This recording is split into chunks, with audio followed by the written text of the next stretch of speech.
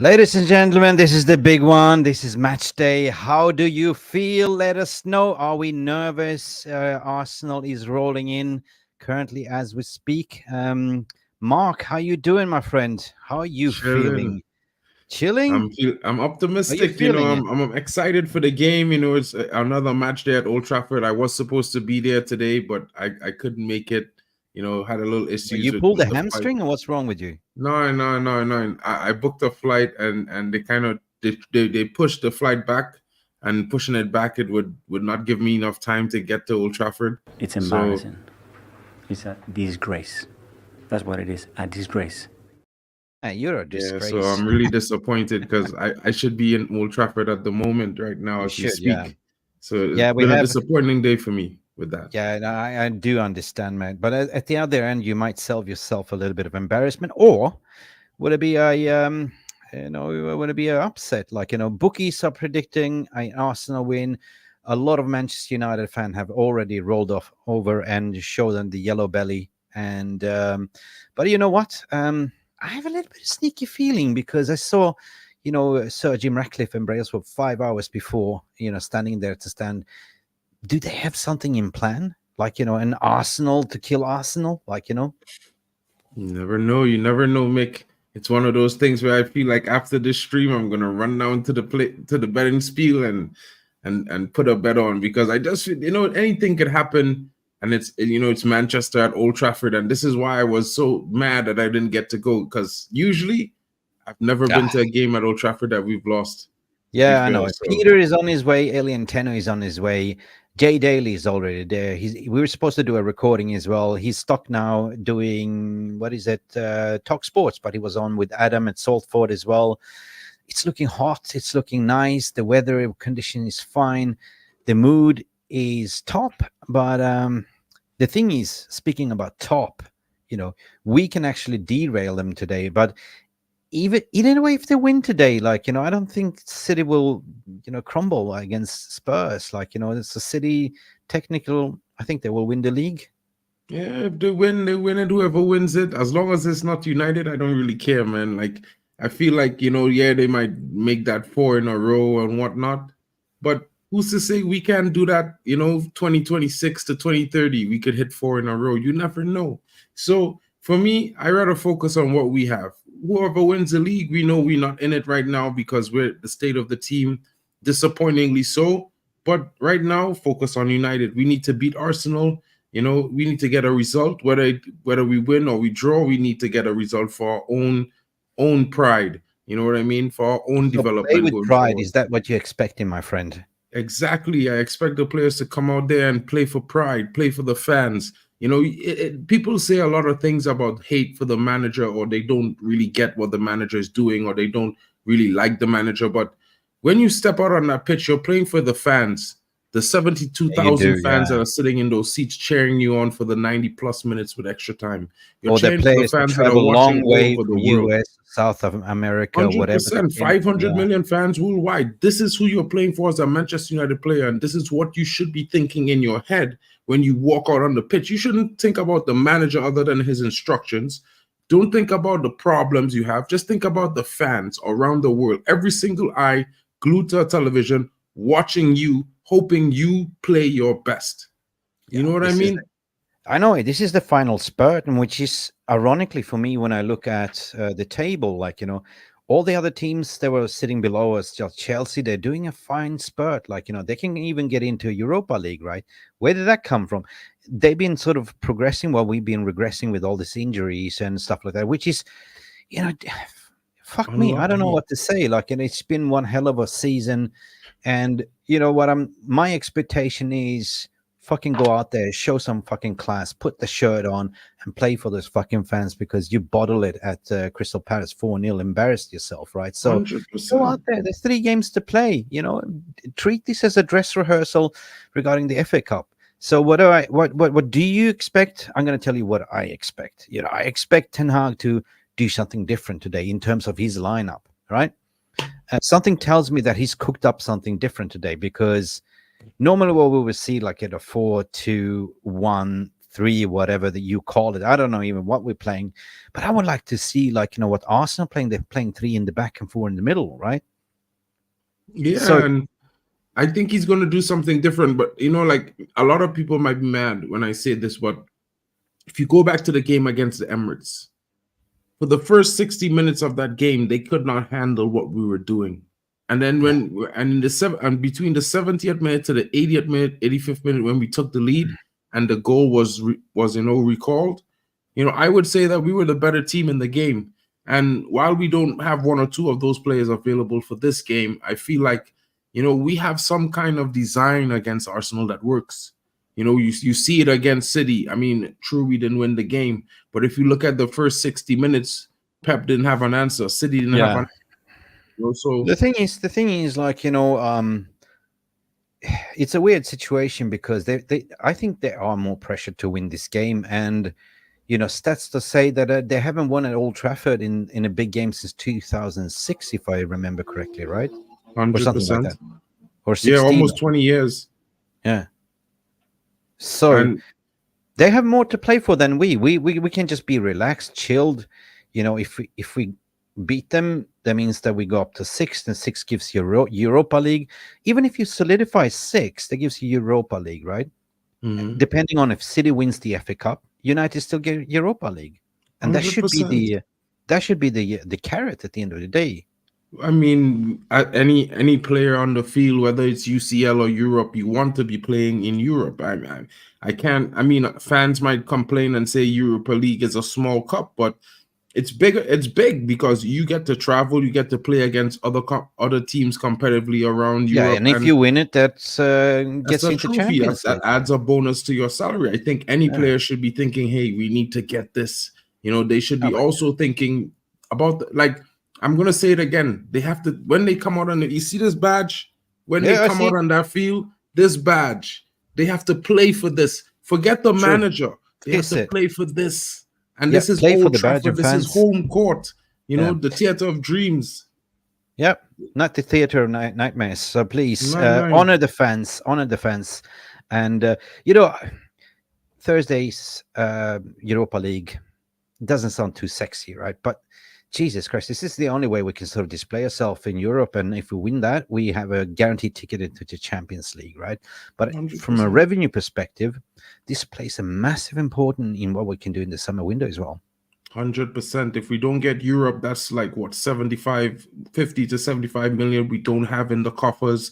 That opens up the transfers. That's like 2 or 3 players depending on how we use it. You know what I mean? And if you can see how United has been looking at some players, there's some players who the fees are smartly between 25, 35 million. 1 or 2 others might be a 40 something to a 50, but they're looking to be creative. So we need every chance we can get right now. Listen, I'm just going to go to the mood check in the VAR room for happy match day, everyone that's tuning in. Let us know in the comment section. Also post your comments so we can sort of bring them up as a Q&A section. How do you feel today? We have the halftime with Vegeta Sama saying, boy, are we living on a hope and prayer today. Like the thing, people. Yeah, living on 100%. A prayer. This has been the song Bon Jovi the whole season, living on a prayer. Stu is here as well. Big up Stewie coming in here. I think we'll win 2-1 with Rashford turning up and scoring a winner. Fuck.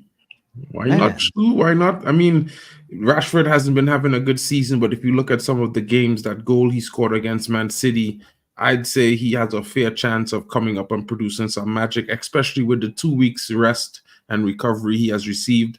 Maybe he comes back with a fire in his eyes. You never know. At the end of the day, we definitely need each and every player walking out on the field. Bruno being back possibly is a huge boost. But do you think Rashford would start? Well, maybe. I hope he comes on in the second half. I mean, people might be mad, but I hope he comes on in the second half, like maybe on the stroke of halftime or on the 60th minute, so he can run for the last 30 minutes, do his best. I like the way you're thinking. So second half, bring him in for pace and hit him on the counter.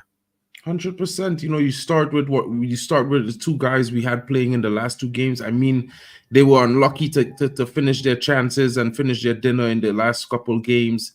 Of course, against Crystal Palace, it was a nightmare. But they've been looking a little bit fluid at times, and they're getting used to playing at the front three. Anthony, Garnacho, and Højlund. I would start them all. You know what I mean? Would Because you you get start that Anthony defense. though, because he's been a little bit suspect to me, right? He's been On this- suspect, but in the big games, he has that mentality. I feel like he comes up in those games, those big games. He shows up in those games. That was if you remember last season, his debut against Arsenal, he was the guy that scored that goal. So it's one of those things where you have to bet on a player that he's done it before against his team. He can do it again. Okay. And if he's on the field, he poses that threat because they're going to remember that curler that he scored last season. Yeah, he did. I mean, on his first debut as well, that was his first goal against Arsenal at Old Trafford. So yeah, he has a track record. 100%. Kenny Fan TV, big up Kenny. Sajiv is here. City fans becoming United fans for this game. We have Haven't they always been United fans? Yeah. And good afternoon to you guys. Danny B, big up lads to you. How you feeling, Danny B? It's mental ball game is here. Big up Mick and Mark, the MMMs. So you're a peanut M&M, according to my opinion, or you nominate yourself as a peanut? Yeah. I'm the yellow guy. What the fuck am I then? You're the chocolate guy. The round chocolate guy. Big up to all of you, man. Guys, what mental ball game is saying. Let's show some love to the women's team as well, playing the FA Cup final today. It's about to kick off, actually, to be fair. I think it kicks off after our game, if I'm correct. And so I always say that, like, whatever you're smoking, Mark, pass your peace pipe around, because I wish I had Mark's face, is what Vegeta Sama is saying. So, dude, listen, Brian Francis, big up to you as well in the house. What you, Brian, saying it's best to settle a massive loss today. Wow, the Heat alone would beat our players. Record loss today. Eric sacked on Monday. God, doubtful. I doubt it. Yeah. Listen, I just checked mental. It kicks off in 30 minutes. The women's FA Cup against Tottenham Hotspur. I think the girls will get it done. Ella Toon has been in some really good form in the last few games, and Gisi is returning, and then you have Hinata coming back from her injury. So it's possible. They have a good one. Malad has been in good form as well. So. Yeah, I'm just going to comment on Byron, man. Like, mental health is bloody important, and I do understand. I didn't feel excited today when I woke up. Like, I know I feel a little bit downbeat, but it's a kind of good feeling, because if we get a result, that'd be a massive surprise and a joyride. But I don't expect it to get one result today. And it's kind of the first time being a fan at Old Trafford saying that we're going to get rolled over. But at the end of the day, it's Arsenal. The pressure's on them. We don't have much pressure. And the track record and history shows that they struggle. And they choke in big events as well, and big moments, like in the Champions League. So we'll see, man. Yeah. See, Philip 1980s coming in saying, big up Phil. It's going to be a tough game today, Mick. Who knows what will happen? But if we play like we did versus Palace, we'll get battered. Don't get me wrong. I want us to win. But they play good football, and we look clueless at times. Yeah, 100%. I hear you, Phil, and that needs to be changed. I mean, I'd be so damn pissed off if it's the same bloody lineup and nothing has changed, Then I would definitely scrutinize Ten Hag and say, what are you doing, right? You haven't learned nothing. So I think that he's under pressure. I think that Sir Jim Ratcliffe is there watching. Brailsford is there watching. They've been up there 5 hours before inspecting the pitch and everything. So something tells me that something is happening today, something different. I mean, the problem is the availability of what we have on the bench. If you looked at the game against Crystal Palace, while I didn't really like some of the players who were chosen to start the game, it's not really one of those things for like a young Harry or Mass to come into just yet. I feel like, if you look at him in contrast to like Ethan Wheatley and Kobe Mainoo, his stature is not that big. I know he's very technical, gifted, but it might be a little bit too much for the young lad, because Arsenal has a few big players in their team. So, and especially Crystal Palace. So, like, I feel like that's why he didn't play them. I mean, you expect the senior players who are given the nod to start to show why they're seniors. Like not be playing lackadaisical or too relaxed or unconcerned. And while Bro, it is a problem, like you have to always, consider that the manager is doing what most managers would do. They play the senior players because they're supposed to have the experience to get you through it, whether it is holding the line or just holding the game up. So bro, I wish I had your optimism, but it's not sitting there with me. So hence you're the peanut M&M and I'm the chocolate guy here. So yeah, the guy says he'll park the bus. I don't care if he parks the bus. He can park the bus. Let them come at us and just hit him. Man. I For me, mean, it's just right fucking now, win the game, man, and win the game. Like at the end of the day, even if City wins it 4p, it's disgusting because they're we've done the 115. treble But first. yeah, Even if they do a but 4-peat, we can it do it ain't gonna better. be noticeable anyway. And hopefully, if they get some, I'm gonna be careful, so I don't want to have a letter of deceased or whatever you call it, seasoned and deceased from the lawyers. So you got to be careful what you say, because Goldbridge got one anyway. He did get one. Oh, we have a special guest just rolled up with his Ferrari, man. It's the Tesla man. So Big up Jarvis. hey, what a doing, man? surprise. Hey. So Yeah, we are I the thought he M&Ms. needed some help. We were just sitting here waffling, so we need to talk some football. Really.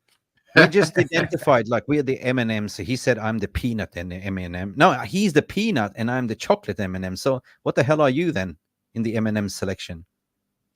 Yeah, he's that limited blue one? edition one with the wafer inside. Yeah. Limited edition. Listen, I can't stay for long because I got to go for a dinner in about 10 minutes. So I thought we'd just do a quick one, or unless you guys It's want okay to for me. continue. I don't want to drag this on. I just want to come in and say hi and give my match predictions. And yeah, I heard you talk about the game, so there's excitement to come. A lot of options for Ten Hag. I think because we got to remember we have Newcastle coming up on Wednesday, and there will be 2 games in a short amount of time. So he could actually go for a forfeit today and save his best 11 for Newcastle if he was a little bit smart, because I don't think we will get the points anyway against Arsenal. I think they are too good at the moment. So I was thinking maybe if he was a little bit sensible, he would start all the youngsters. Like not all of them, but Harry Amas and what's the striker again? Ethan Wheatley. Ethan Wheatley, and try to mix it up a little bit, because Arsenal is not prepared for the youngsters. They don't know what's coming. Maybe it will give us a better chance anyway, and save all players coming back from injury. Bruno start on the bench, and they can come on in the 60th minute, and we can strengthen the team at the end of the game, and maybe it will give us a little bit of an advantage, and they will be fit against Newcastle. Listen, I like your thinking. So Harry Amas on the left back position, Dalot on the right. Where would you place Wan-Bissaka? Would you place him in the No, I wouldn't. I would play Dalot as centre back. Really? Okay. What about Jackson Dalot and Evans as centre backs? I would play Amrabat as fullback and Wan-Bissaka on the other side. Yeah, but if we're talking about youngsters, you have Jackson and Habibu Gayene. Yeah. You can also start Harry Amos. That's the thing. But for me, recovery pace is so important in the modern game, and against Arsenal, I think recovery pace will be vital. So I would start Dalot as centre back for me, because he's the fastest guy we have in the back four, basically. And he's used to going inverted, in central areas. And the point with an inverted fullback is opening up space. So he knows, and he can even drive with the ball forward if he have the space to challenge Arsenal in their press play. So we need to think differently today. I don't know about Bruno. Maybe start Bruno on the bench. Start with Diallo, Ahmad, yeah. Because I would like someone who can hold up the ball, because being on the constant pressure in 90 minutes, it won't get us anywhere. But I think Bruno will play. Ahmad can hold on to the ball a little bit. I think Bruno will play, and you have Leach on the bench as well. 13 likes, 32 watching, please. Get us those like buttons up, please. Man, Yes, I just and don't we know have what to... 50 people, almost 60 people watching us on Twitter. Yeah, and 90... People on Twitter, come over here to YouTube or get your comments in on Twitter. We will read them out.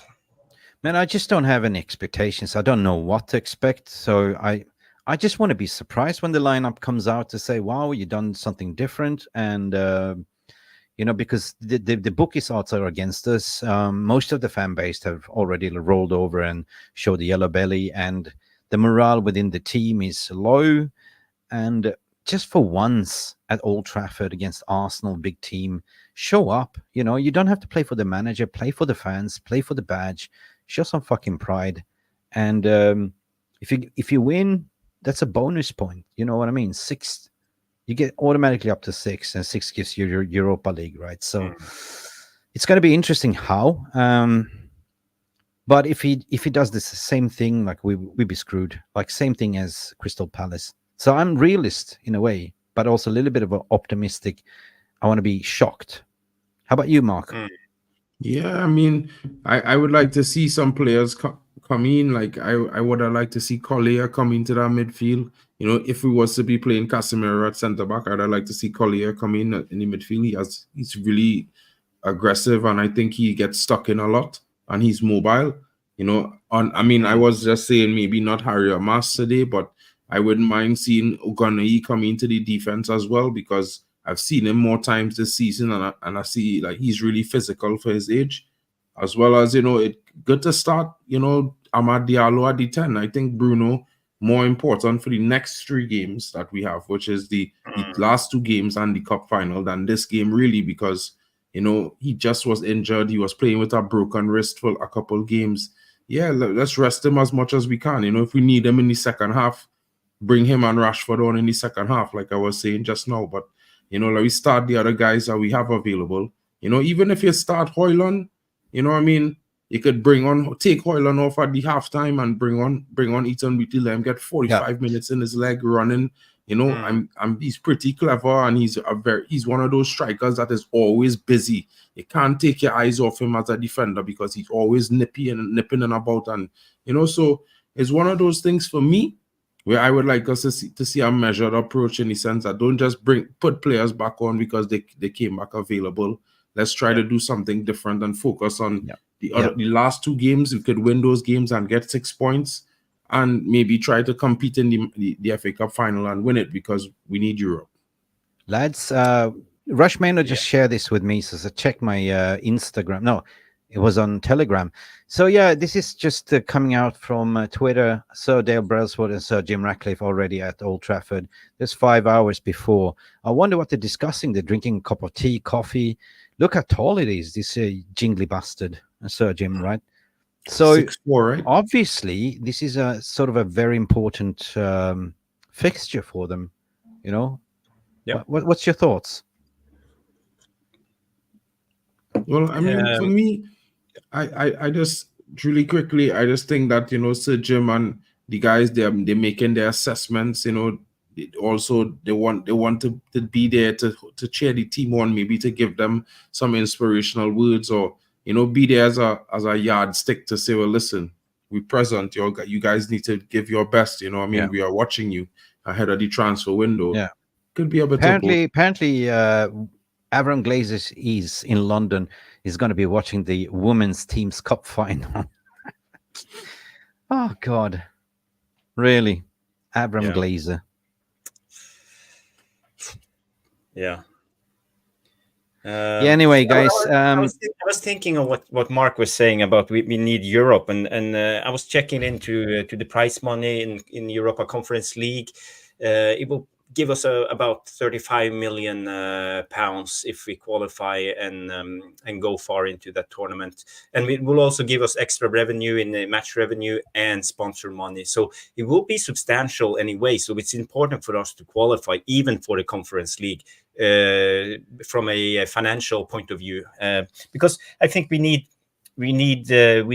more room to bring in good players. And we heard rumors about, for example, Frankie de Jong is available maybe for 60 millions. Yeah. I did a So reporting on there that. is chances, but if everything comes to just I would say Premier League money, it won't give us much room to get the signings we want. So it could be very important for us to win, at least get a point today and beat Newcastle, and get us into Conference League. That will maybe be the tipping point from a successful transfer window or not. Yeah, and I know, but I did a article on Strategy News yesterday. I think it was published as well. There's certain ways we can raise funds, and I think this is the way the Ineos is looking at. You can raise up to 300 on player wages and acquisitions, even up to 500. But anyway, guys, you more happy to take over the control because my wife is knocking on the door. We have a dinner reservation in 15 minutes. Yeah, no problem. And we have over 120 people watching right now. So please smash that like button. My score prediction, my expectations, a win, hopefully a win. But I don't know. My heart says a win. We can put a spanner in the wheel. Maybe a bloody 2-1 United or a 3-2 United, at the end of the day. Or even a draw, 2-2, man. But anyway, big up. So listen, I just want to mention this to people. Win, lose, draw. We'll be here for the highlight show. Jarvis will not be there because you have your kids today, Jarvis. So anyway. Maybe I will join on late, but it depends how long you go on. Yeah. But tune in for the watch along as well. And I will also post a link to do the man of the match player ratings as well. But I got to go, guys. I just came in to sort of check the mood within the fan base. I see there's a lot of comments loaded up. Guys, feel free to take over, as long as you want. But I got to go. It's okay, Mick. We will handle this. Okay, love you guys all. I'm out of here. Glory, glory, Manchester United. Come on, United. Okay, and we were to the M&Js. Yo, Jarvis. I mean, what are your thoughts, Jarvis? I mean, I was just waffling about, because I just had a little bit of, trying to, just give a little optimism about the fixture. It's match day. We shouldn't be too down about it. We already know where we are at this point in the season. So, I expect the team to come out there and play for pride, play for the badge, play for the fans. Even they can't say there's nothing to play for when there's 72,000 fans sitting in the stadium.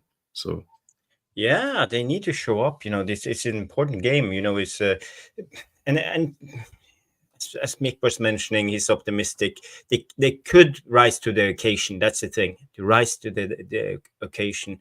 And we have usually historically a good grip on Arsenal when it comes to playing them on Old Trafford, and we know Arsenal when the tough gets going, and they will they usually bottle it. So now it's the time for Arsenal to lose points, and this could be the day, But I give us maybe 1 in 10 games we would have won this game, so 10% chance. That's my estimations. What do you think, Mark? I was like, a few weeks ago, if you had asked me about it, I would say straight out 4-1 United at home. You batter Arsenal. But then with the extra injuries received on these last couple performances, too shaky, So I say, we had a scumbag this win. So maybe a 2-1.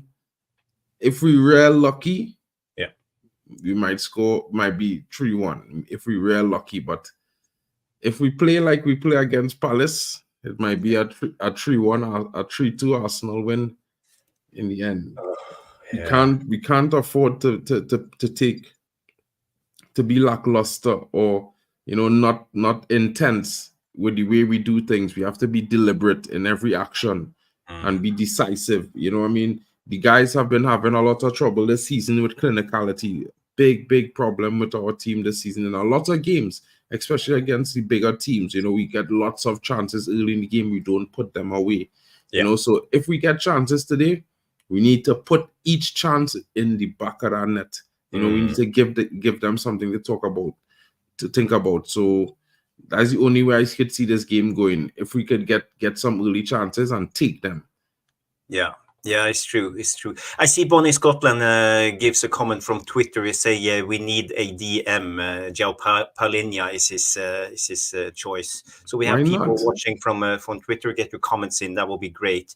He said Palhinha would be perfect. And yeah, we have Stu Wally. He loves Palhinha, and I think he could be one of those players who could come in. I know you, Mark, is very a big fan of Rabiot coming in as a DM.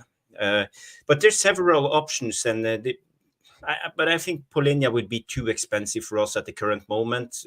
I think we are talking about something between 50 to 80 millions. It depends. So I think it's too much at the current moment, because I think we need to strengthen our defense at first and a Most striker. That's the important. two main parts. I mean, if we looking at the DM area and Palhinha is not one of the options, then I think we should be definitely looking at a Rabiot or a Joao Gomez from Wolves, because I think Joao Gomez, you know, he's young, but his profile, he replaces Casemiro at DM for Brazil. So that enough to say, well, look, he's a guy that has a similar profile. He's what the Brazil team looking to move forward with after Casemiro retires. And I think he has a lot of ability, talent, and drive. Because whenever I watch him play for Wolves, he's always busy about the pitch. He gets stuck in, he wins the ball, he plays good passes, he's good on the ball. You know, we need someone like that next to Kobe Mainoo. You know, someone, you know, he might not be that experienced head, but he have the energy to back Kobe. And really and truly, I feel like if Kobe had a little bit more freedom, knowing it had someone behind him that if he was to lose the ball could help him win it back, it improves his game, you know. So he's more like for me, it would be more like we playing with two hybrid 6s and hybrid 8s if we had him and Kobe in the midfield. So maybe that might be a good option. Rabiot is also not too bad. I know a lot of people don't like Veronique, but Rabiot, what he would offer to the team is something. Huh? Veronique. You know, you know, but at the same time, you know, what he would offer to the team is something quite similar to Frankie de Jong, and that's the funny bit. He's just a right-sided, he's more right-sided version to what Frankie de Jong is, who normally goes up the left. So that's the thing. I see here the halftime with Vegetas Hama comes in and say we need 2 DMs, not 1. Playing 1 is us tempting fate, because injuries will put us at square one, and that's true. I would also say we need 2 DMs, and this is where Ross Barkley comes in for me, because he's on a free if Luton goes down, and this is the thing. He will be a perfect backup, the second DM we bring in, not demanding starting time, but he will contribute if we get the chance. You know, he's an old man, but give him a 2-year contract. I think he could work.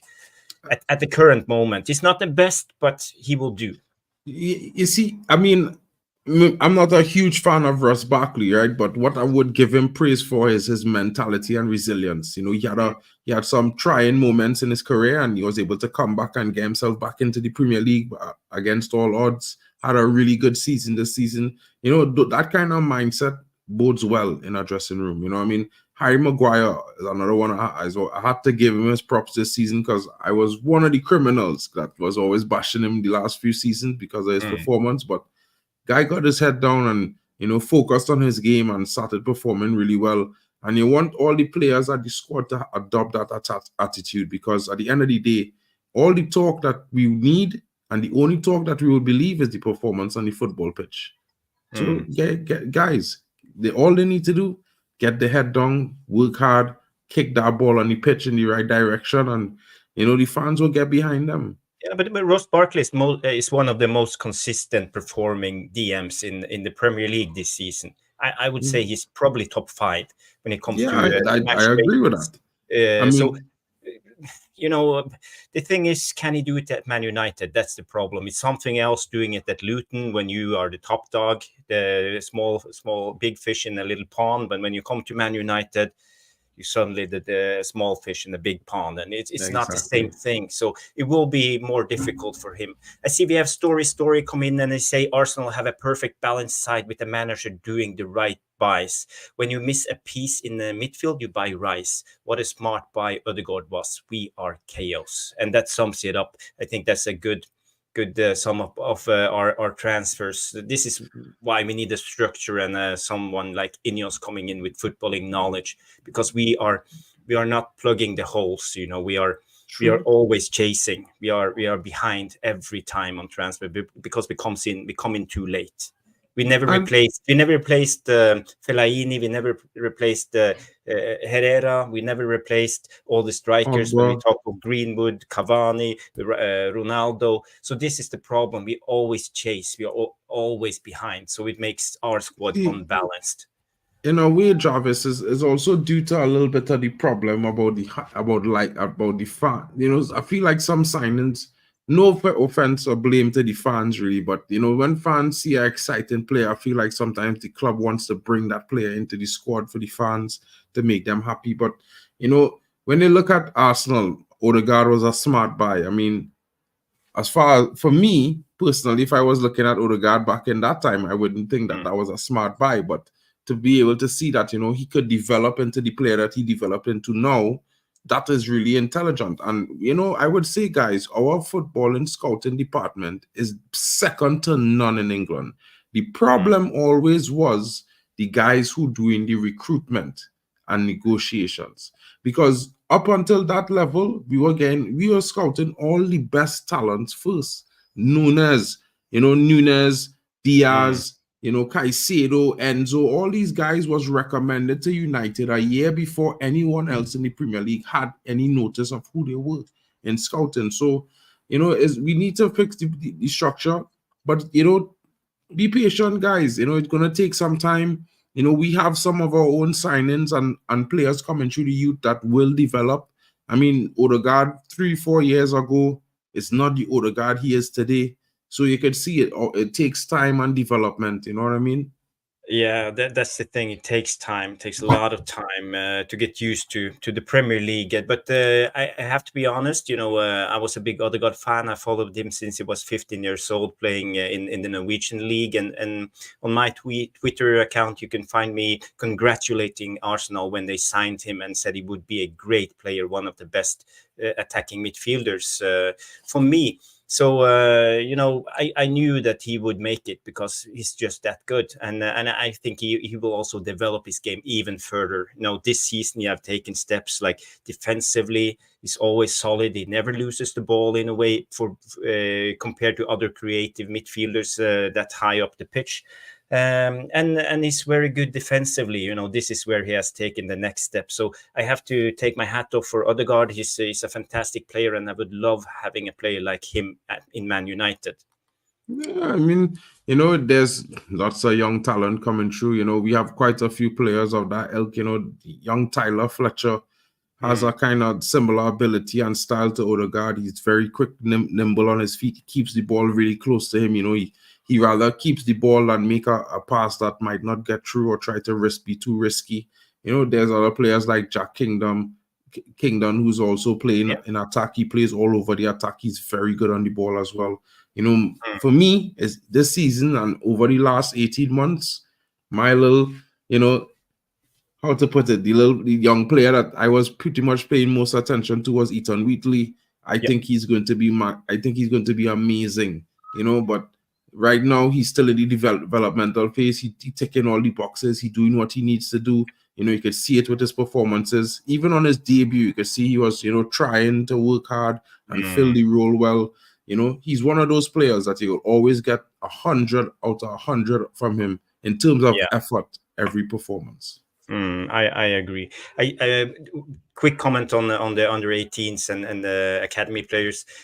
The only problem with them, we can big them up and see they are good players, but we don't know for 100% before they start playing for the first team, because it's something different. It's a different animal playing against 18 years old and men's football. And will they take the leap? You know, and this is the problem. But I agree with you when it comes to Ethan Wheatley. He looks massive, and actually, when it comes to Ethan Wheatley, I would start him today in front of Højlund, just to rest Højlund, give Wheatley a chance. You know, you never know. You remember Rashford coming on against Arsenal some years ago, and things can Jarvis, happen. you know, goosebumps. They're saying start Ethan Wheatley today. You never know, you know, because for me, like, that's the thing with you, Tia. Like, even if I would say, I would start Harry Armas in the next game, because I feel like it would be more of a team that he could cope with right now in this moment. You never know what these youngsters will do. And as much as we could say that, we could see that they are all talented very well, and they've performed really well this season. They're playing a similar system, so it's not going to be that difficult a task, but you never know what they're capable of. So wanting to protect them, wanting to see them succeed, is a whole balance in between there. And I would really like to see Ethan Wheatley get some minutes today as well. And the thing is, you never know if they can swim. Sometimes you just got to throw them on the deep end. If I was the manager, I wouldn't say anything to Ethan Wheatley and just put him on the team sheet today. No preparation, just throw him on the deep end and see if he can swim. And we have Hoyland on the bench then, and it would be a chance for him. Give him a cameo first half maybe. Well, if it doesn't work, we can just sub him off and give him the experience. So exactly, because I feel we have nothing to lose in this game. I just want to say hi up to Madhouse, who's in the house. Big up Madhouse. And I just want to give a comment on this one. Someone mentioned the Ndidi here, Stu. Ndidi is free, isn't he? Ndidi, he was really good a couple of seasons ago. If he can get back to that form, I think he would be a good player for Man United. Because what I like about Ndidi, when you speak about players like, what's it, the Everton Onana and Polinia, those are they can cover a lot of ground. They have a big range of ground they can cover because they have long feet. They can really get along on the pitch, and I think we need a player like that. Yeah. I mean, I don't know about you guys, but I would be in for Mazarari this summer as well. I feel like this guy hasn't really gotten the chance after signing for Bayern Munich. And for what I've seen him do, he's a very good player. He fits all that similar profile you're talking about. He has height, physicality, pace. He's good on the ball. Things that we could get in, and he hasn't been playing any football for Bayern Munich. So selling him they would have to sell him for a lesser price than they paid for him, because so Barkley and DD, I mean, at the end of the day, guys, these guys might be 29. Some of these guys might be 29 and 30 years old, but by no means that means that they are washed up. You know what I mean? So that's the one narrative I hope fans would have a little bit of open mind to. Not because a player is 29 or 30 years old means he's done.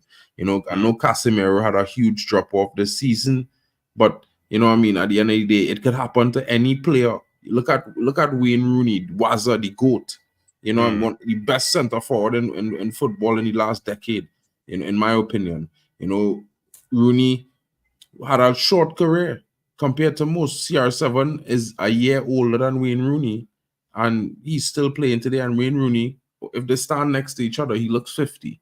No disrespect to Rooney, but at the end of the day, these things happen. You have to, players back then, some of them, they need to take care of themselves properly and thing. And you could still take care of yourself and still have a drop off.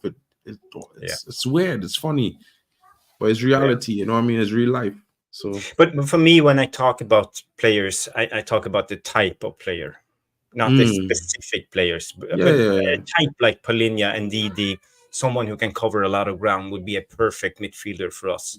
So this is the thing, but it's up to the scouting system, Ineos, to find the right types, and there's a lot of players like that out there. So it's just for us to find them and sign them. That's the thing. From watching Getafe this season, I wouldn't be too mad if we go in and get Boya Mayoral from Getafe.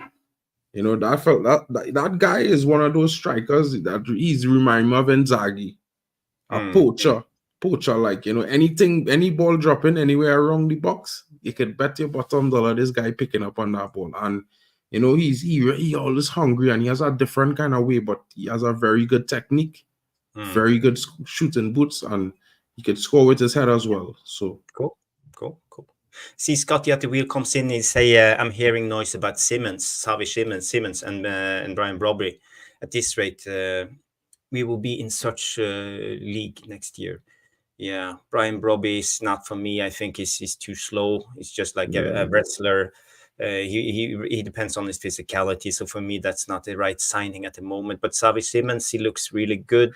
I would like take him in a But heartbeat. for me, he's not the player we need at the moment.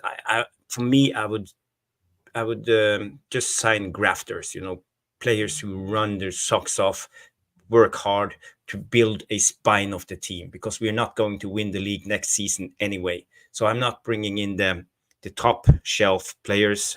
We need a foundation of players, a base. And that's hard-working players who are not injury-prone and can perform consistent. And then we can start building layer by layer. And when we come to the top, we can sign players like Xavi Simons, because I think coming in a Man United team at the moment, I don't see it working. Guys, we need to pay a little bit of attention to the South American market as well, because there are reports that we're in for Estavo Willian. I think you'd say he's like the next Ronaldinho or Neymar or something like that. Him and young Guillermo. So it's like, it's possible we might be looking into to bringing in quite a few youngsters, to fit the profile, but that we could develop at the club in the way we want them to play.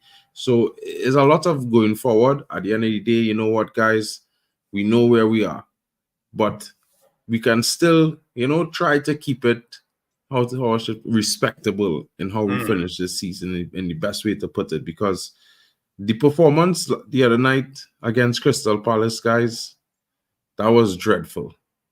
And dreadful not from a tactical perspective, honestly, directly. I think the tactics had some issues with it too, but the dreadful bit was the players' effort, the levels in the game. It looked like after the first goal score and that penalty, the goal that we scored, the equalizer, was disallowed, game done. Game was over. We can't be having those things. That's a big problem.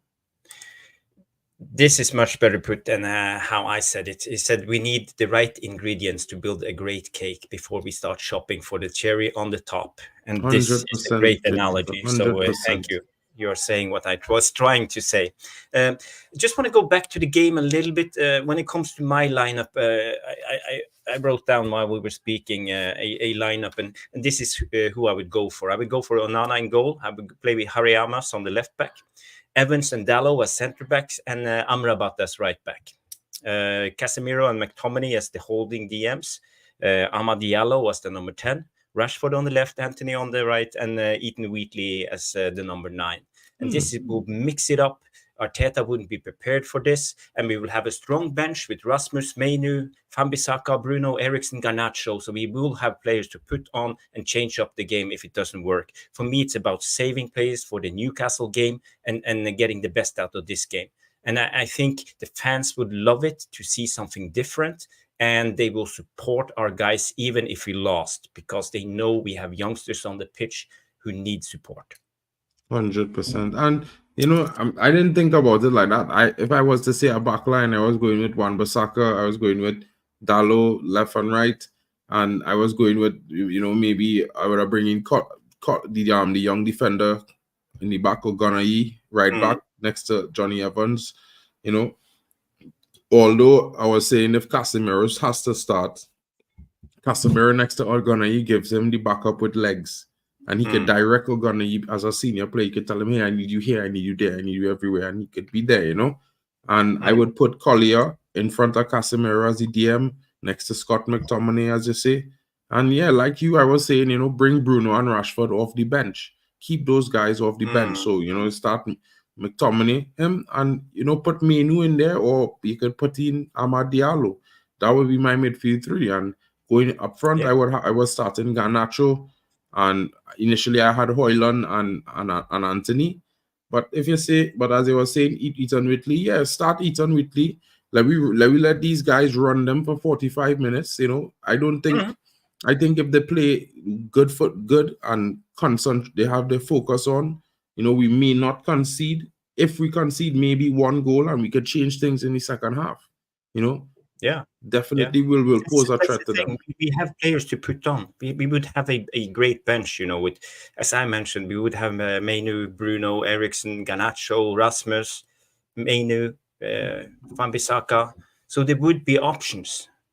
And this is the thing. Then we could see some in-game management from Ten Hag actually changing up the game if it doesn't work. But he has to trust himself. That's the thing, and this is one of the biggest problems. We have a comment in from Bonnie Scotland and say, do you think Morten Hjulman, the Danish guy, would be a good signing for us? If you don't know him, he's a defensive midfielder playing at Sporting in Portugal, 24 years I of like age. him. I like him. I've seen a few of his games. You know, I watch a few of the games of Sporting this season. I watched like 7 games because I was pretty much looking at Giancarlo Ignacio because that is my dream left centre back signing as a backup for Martinez. And I think he could also fill that DM role, or he could also play right centre back as well. And one thing I can say is if you look at Sporting, it's hard not to notice his impact in the midfield, his performance and what it does for the team in the midfield. So I would say, yeah, I'd take him all day especially if the price is right. And I don't think, well, you know, Sporting is one of those teams that sell for quite a penny. But for Morten Hjulman, I think, you know, you might be able to get him in around 45 to 55 million pounds, you know, because they deal in euros. So that's like probably going to get them to where they want to be, somewhere around 60 million euros, which would be, you know, if you have some add-ons after that, good to go. Yeah, he's a young Danish player. You know, he has experience, but he comes from the Italian league and now to the Portuguese league. Maybe it's one step too much at the moment. For me, it will be a risk signing. You know, I think he's good, but is he good enough to fill that role? I mean, we speak about money, about 60 million euros. Maybe it's too much. For me, when you speak about players like that, the DM, we have one we can sign, and this is the DM who plays at Burnley, Sander Birch, Norwegian guy. Yeah, he's not bad at all. He's not bad the at all. only problem is he's so injury prone. You know, he's always injured. But this season he has been consistent. He has played a lot of games, but his injury record is terrible. But he's young. He's good. He's Premier League experienced. We could get him for about, I would say, 25 million pounds from a relegated Burnley. So it could be one of those signings as a backup. Yeah, I mean, you never know what it could be get from these signings. You know, there's lots of options you could look at it, especially in the midfield area. You know, the striker market might be difficult, but in midfield there are so many different options, so many profiles available, no matter where you look at. If you go back to South America, there's the youngster that we was linked to in the summer that was reported to have been linked to, I think it was Aston Villa, if I'm not mistaken. It's Oscar Zambrano. This youngster is still available, and that's like nothing short of 8 million euros or 10 million euros to get that deal done. You know, then there's also Luis Guilherme, the young Brazilian. You know, Loran, there's another young Brazilian. There's a young Argentinian youngster that's coming up right now called Matsumoto. Don't ask me why his name is Matsumoto, but the young man is very, very good. So, you know, and he plays for the same team as the youngster that we're looking at, Anslamino, the centre back. So there's a lot of options. There's a lot of different ways we could look at it. And like I mentioned earlier, there's Joao Gomez from Wolves. He's a Premier League proven player. I mean, it might also be something to consider attacking City for the other Nunes, who hasn't really featured much. It doesn't seem like, you know, he's fitting into Pep's system, but I think he would be suitable for our system, you know. You never know. No, you never know. Danny B comes in with an interesting question. He say, Jarvis, have you ever heard of a young kid, Sverre Nypan? He's a CM at Rosenborg, the Norwegian club, and he's a young talent. I think all the big clubs in Europe are after him. He started playing this season. He was 16 years old at the Norwegian Premier League. 16 years old. You know, he will be a academy signing, but he's one of those prospects, talented players. So and he's equal good in both feet. He can play. He's a little bit short. He's only 1 meter 82 centimeters high. He needs to develop, but he would be a good signing. But that would be a signing for the future for me. Yeah, Have you heard about him? Only 16. He might still 17, grow 17. 17. He might still grow 5-6 inches, man. So you know, you never know what will happen there.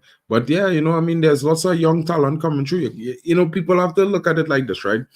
You know, like I watch at CONCACAF a lot. You know, Canada played against Trinidad and Tobago, and USA played against Trinidad and Tobago. We're looking at Western McKinney, and there's a youngster from Trinidad called Noah Powder, who arguably is more robust than Western McKinney. He has a better skill set. He's a better defensive midfielder, and he's better going forward. So, you know, yes, still Ragnick transfer list, but like I said, Madhouse, we have top scouts at our club. The problem at our club has always been the people taking the information from the scouting and putting it into action. Exactly. Not only that, John Murtaugh and these guys, you know, the guy before John Murtaugh as well, Woodward, all these, they pay more attention to shirt sellers. So luckily for us, we get some football people in the club that we didn't have before. So I think that is a huge positive. And in one thing, yeah, Bonnie, we were just talking about Sanderberg earlier. You know, I just think that, you know, guys, it will take some time, but we could say for sure that we at least starting off the next season going forward in terms of the board and the people up top who doing the job actually have a much more larger field of experience in football. So it still will take some time for their decisions to impact and for us to see the fruits. So just, you know, keep it kosher, guys. Yeah. I just want to say we have 21 likes, 127 people watching on all platforms. So people, if you haven't, please hit the like button. Likes. It will really help us as a small up-and-coming channel trying to grow. So that's a big thing. Thank you. Hit the like. Big up. The halftime with the Vegeta Sama say the issue with the scouts wasn't the scouts. The issue was the people signing the checks. Didn't like the unknown entities. And that's true. 100%. That's spot on. That's what Mark was saying. And we have a super chat coming in from Jonathan Liljenbergs from Sweden. 20 Swedish kroner. He say, still shake Yasim's transfer plans. Big up all. Big up, Jonathan. I don't think we could afford that, yo. You know, it's one thing to steal it from Sheikh Jassim, but there's the next thing to fulfill it. You know what I mean?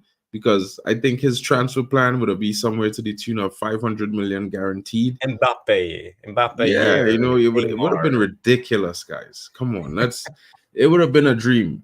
And I'm not saying that because I'm more supportive of the Sheikh or anything, but if we get a complete sale, then, you know, the debt would have been cleared. That would have cleared up at least another 50 to 60 million worth of spending in FFP.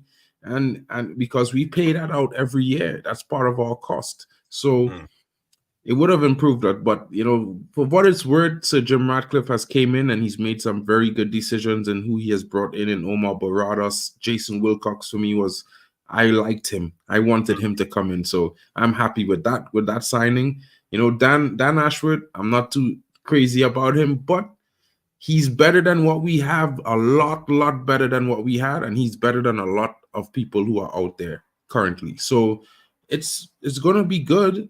We just need to have patience to let it work out. Like the guys earlier mentioned, you mentioned Odegaard, and I'm going to say it like in that perspective, look at Arsenal 5 years ago, look at Arsenal now.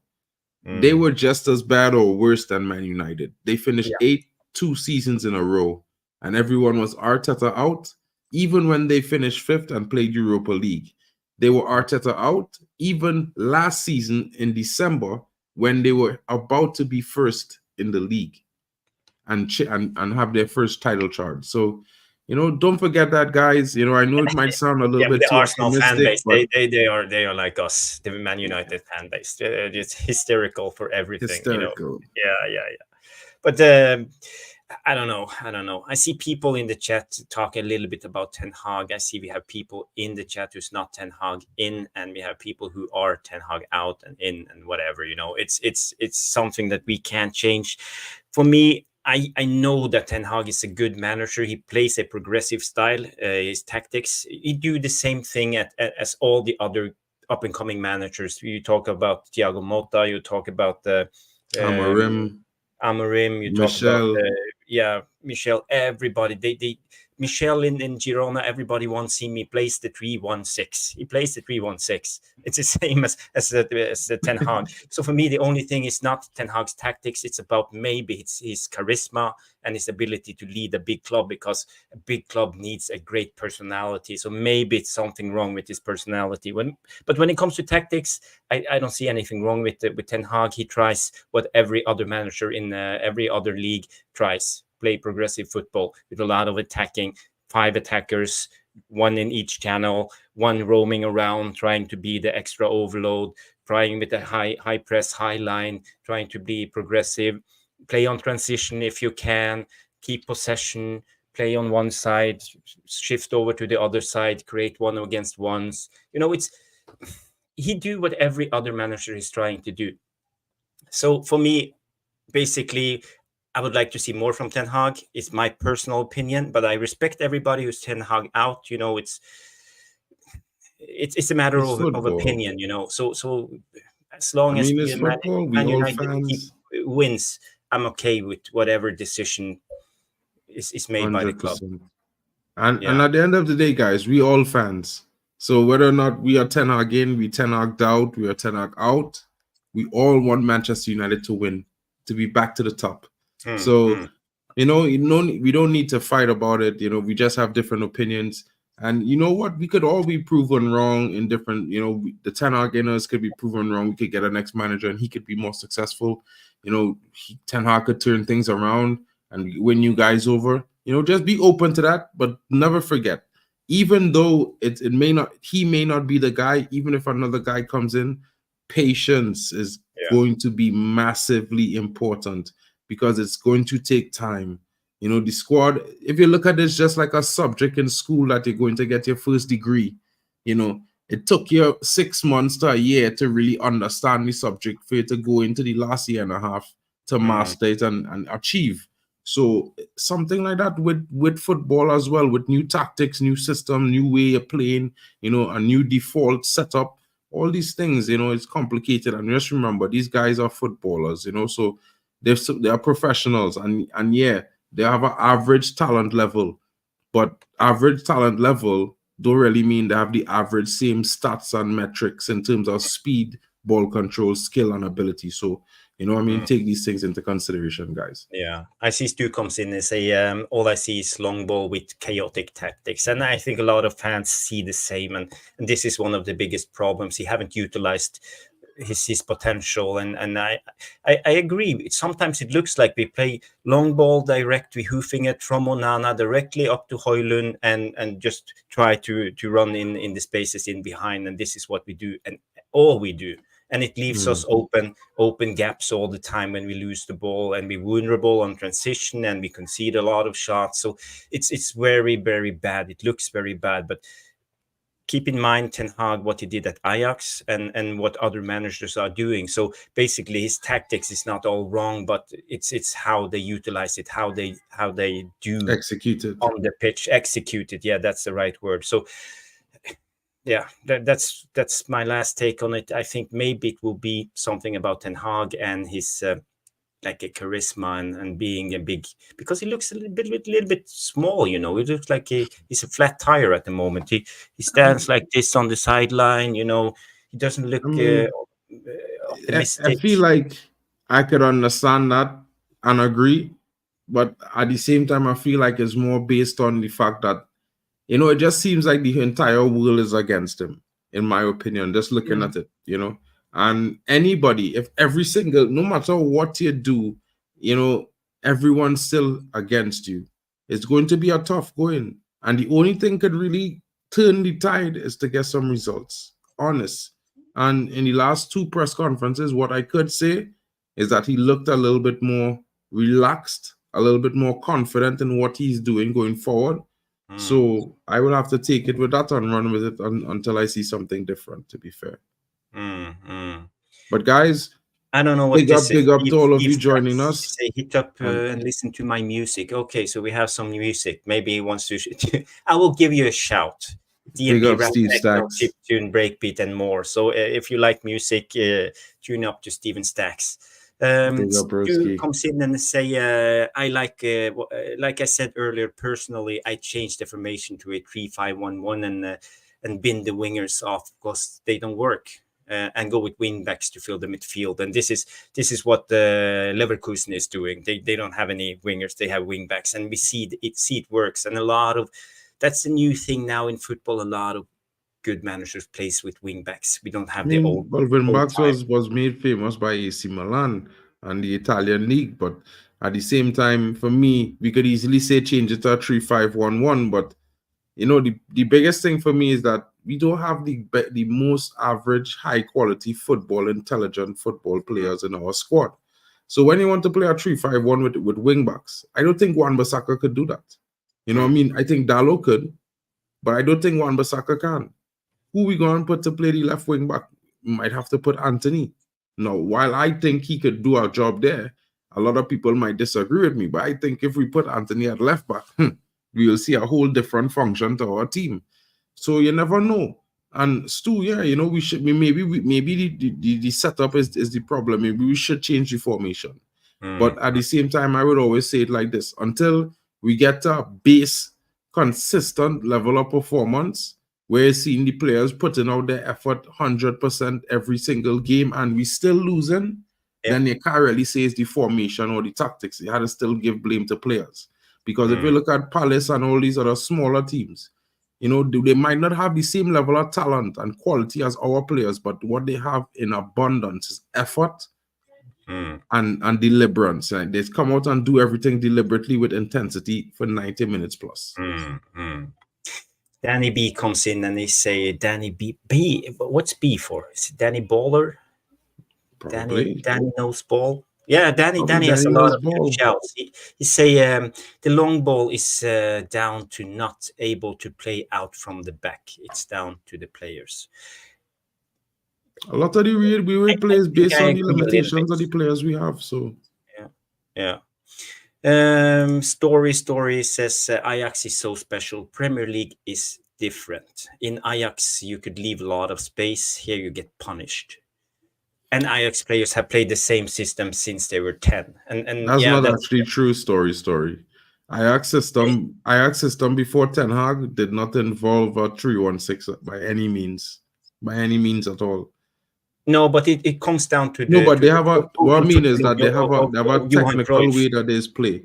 But they have an ideological design. It's about interchanging and being fluid and relationalism, playing, finding space, and all of this. So there's a lot of common denominators when it comes to Ten Hag football and Johan Cruyff football, 100%. But it's not completely the same.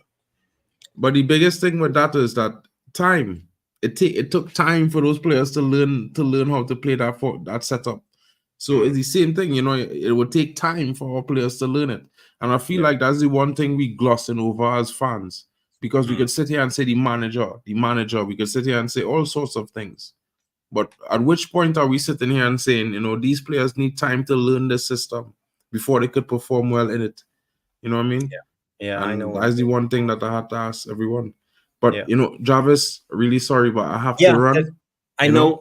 Let me just finish off. 1 hour, 8 minutes, and 19 seconds, guys. If you haven't, hit the like before you leave. I will ask you one last question, Mark. What's your score prediction? And people in the chat always get your score prediction in. This guy coming in here saying that Rashford gonna score goals too. I can't believe you put that in my head, bro. Because I was going to say a 2-1, and I really don't want to say a 3-1, right? But I just can't help but think it's one of those times where it definitely could happen. You know what I mean? But I will go with the 2-1. If Rashford comes and scores a screamer, I'll hold my hands up, Stu, and I'll clap you. I'll applaud you. So 2-1 is your prediction. Yeah, I'm going 2-1. Yeah. Is it with your head or with your heart? Both, actually, Okay, because okay. the reason why I would say both is because one, the statistics show that we usually will beat Arsenal at Old Trafford. Two, this season, every big game we've had at Old Trafford minus City. Well, and for me, I would not say minus City, but for everybody else, I'll minus City. But every big game we had at Old Trafford this season against big teams, we came out on top for the most part, right? Okay. So that's why. Yeah, okay. This is what the chat thinks. Bonnie Scotland says 2-1 to United. Big up. The halftime comes in, say 2-2. Jonathan Liljenberg, 3-2 Arsenal. Madhouse with a mad score, 2-5 to Arsenal. And Kenny Fan TV keeping the optimism high, 3-2 Man United. Praying. And then it'd be with the 3-2 Arsenal. Yeah. So this is also my prediction. I think we will lose 3-2 or 3-1. But okay, 3-2. You convince me, guys. I mean, losing 3-2 or losing 3-2 or 2-1 to Arsenal, in my opinion, that's not a bad loss. You know what I mean? No. If you consider all things about where we are this season, where we are at right now, and the performances that you've seen, I don't think that's a bad loss. And but for some strange reason, I think Ten Hag have Mikel Arteta number, because when we played them in preseason, we dominated them. When we played them in the first game at the Emirates, I think if all things were fair and the world was right, we would have won that game by 4 goals, because we would have had 2 penalties in the game, and well, by that point they would not rule out the Garnacho goal. So, in my opinion, we'll end the stream with Stu and his positivity. He say, I think we'll win 2-1. That score has been in my head all week. Okay, Stu. Everybody clip this. And Stu, I will see you in the post-match show, and we will talk about your 2-1 prediction. Big up, everybody. Thanks for joining us. Hope you have a great evening. Enjoy the match day. Yes, it will be a great pre-match show, and let's hope we will win. So everybody, go United, and let's pray we can get the performance today. Big up, everybody, and see you on the next. Thank you so much for stopping by and watching MUFC Realist TV. Don't forget to like and subscribe and follow us on the socials.